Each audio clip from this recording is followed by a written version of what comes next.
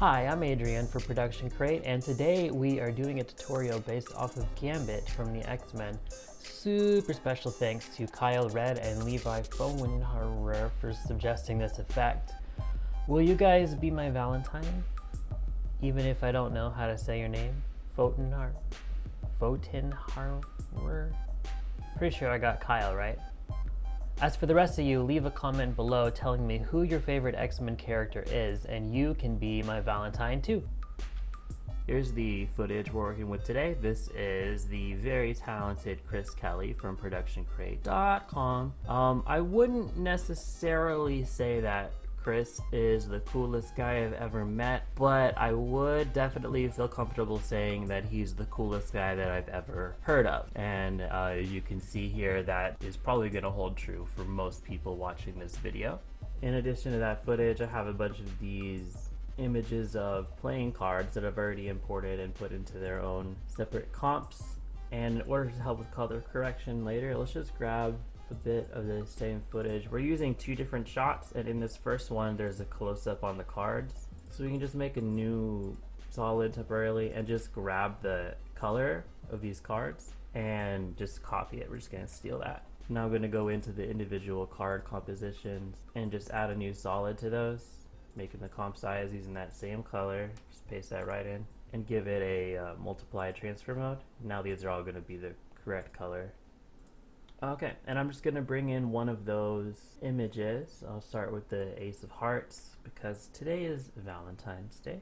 And I'm going to make it into a 3D layer and push it way back in Z-space until it looks like it's about the right size that it would fit in his hand. And the frame I'm using for reference is where he kind of starts the motion of throwing it. I'm not worrying about X and Y position right now, just Z. Okay, pretty close. So I'll set myself a keyframe. Now I'm going to come forward to the point where it looks like he would release the cards. I would say it's here because his fingers are totally open right here. And I'll just move it forward a little bit to where it looks like it's about the right size for that. Let's add a new camera to the composition at this point.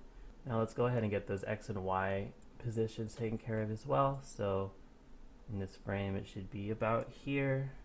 In this frame it would be about here. And we can kind of adjust the curve of this motion to make it match the hand a little bit better. And now we want to come forward a few frames and just move this into position past the camera. Okay, the speed of that is looking pretty good to me. Now we just need to deal with the orientation of it. So we can actually head up to the layer menu here, and under transform, click this button called auto orient and tell it to orient along its own path. This thing is going to start to twist. See, it's turning a little bit just depending on the direction that it's going. Now it's facing the wrong direction, but that's a start for our animation. So now what we can do is just change the orientation of this to make it more like what we want it to look like. And it doesn't have to be exactly straight. You might want to cheat that a little bit to get a more dynamic look. That's okay. If you want to, you can also go ahead and set a keyframe on the Z rotation and come to your ending keyframe and just spin it around a couple of times. And you can do that by changing this 0x number here to just like 2 or 3. And now it'll just spin as he throws it. So now we can just actually go ahead and duplicate that layer and hold down the Alt button and drag in another one of these cards to replace it. And then let's just go to the ending keyframe and change it a little bit so they're not exactly the same. It's kind of weird because they're like right here in your face. And then I'll also change this 2, which is the number of rotations it's made, to a different number so that they're rotating at different speeds. And after fiddling with that a little bit, you should be able to get some motion that you're happy with. So now I just want to go ahead and drop some lights into this scene to make these cards just a little bit more realistic. And it's going to be hard to figure out where our light should go because we're dealing with some huge values here on these numbers. So the way I'm going to do that, let's add a new light. And I'm going to select the color of the sky so we know we have it as a color from the scene. You can alter it beyond that a little bit though if you want to brighten it up a little. Okay, and I'm just going to hold down Shift and parent it to one of these cards. So now it's in the same space as the card, but then I can just unparent it and move it wherever I want. So let's move this down so our cards have some lighting on them. I also want to go into the material options of each of these and tell them to go ahead and cast shadows. I'm just gonna bump up the intensity on this light a little bit, and then I'll go through to other parts of the animation and just duplicate this light and do the same thing where I hold down shift and parent it to one of the cards so it jumps to that position, and then I'll unparent it, and this is just to make sure that there's lighting on the cards throughout the entire animation.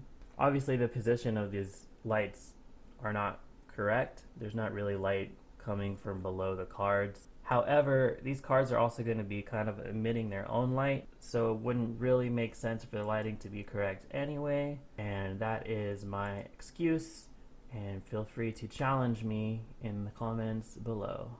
Okay, now that those cards are done, I'm going to go ahead and highlight all the cards and the lights and the camera and just pre-compose them, and I'll just call that comp cards.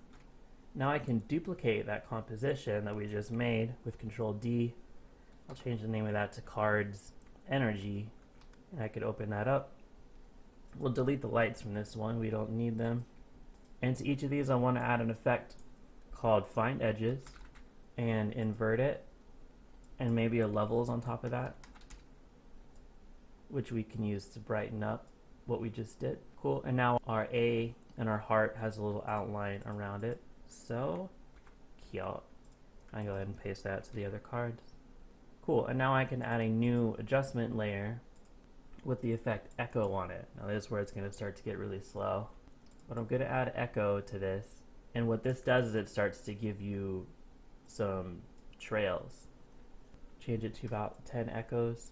The echo time defaults to 0.3333 of a second, and depending on the frame rate you're using, this amount of time might equal exactly one frame, which is not awesome because it's going to make it look less realistic if each one of these echoes is exactly the same as the frame before it. So you can just change that to something else. So I'm going to set it to 2 here. And then also we're going to change the decay, just pull that down a little bit so that these start to fade out. Cool. And you see how these are all kind of adding together so they kind of render on top of each other? It's not really what I want, so I'm going to highlight all these cards, duplicate them, and also move them above the adjustment layer so that they kind of block out the trails that are beneath them. And I'm also going to add a new adjustment layer and put a glow on that. And I want this glow to be kind of tight, so I'm going to change the radius down to 5, because then I'm also going to duplicate this layer and change the radius of this one to something bigger, like 30 or something. Using 2 glows like this makes your glowing a little bit more realistic. Another thing I can do is on one of these cards on the bottom, I'm just going to solo it. If I throw this effect called Bevel Edges onto it, I can get this highlight just on one side of it, which will add us a little bit more of detail, just a little bit, and we can just copy that and drop it onto the others. And now our echoes have kind of these edges in them, but they're not really outlines.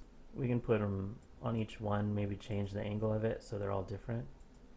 Break up the symmetry of that a little bit. And now back in our main composition, we can bring that comp we just made into it and add it on top with an add transfer mode.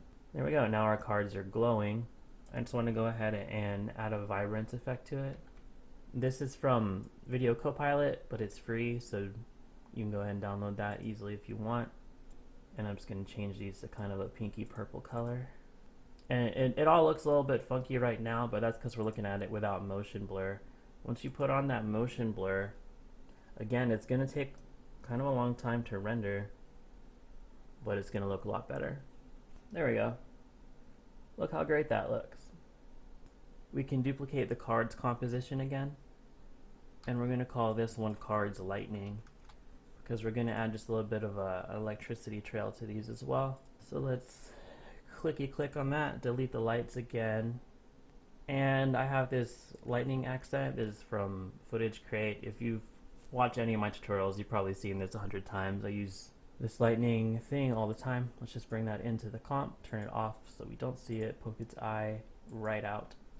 And I'm going to add a new solid, which we're going to call particular. So people don't like when I use particular, and that's okay. You can get away with not using it in this case. It's still going to look good. But I want to go ahead and add particular to that layer. And here's another thing that takes a long time to render. We're going to use a layer emitter.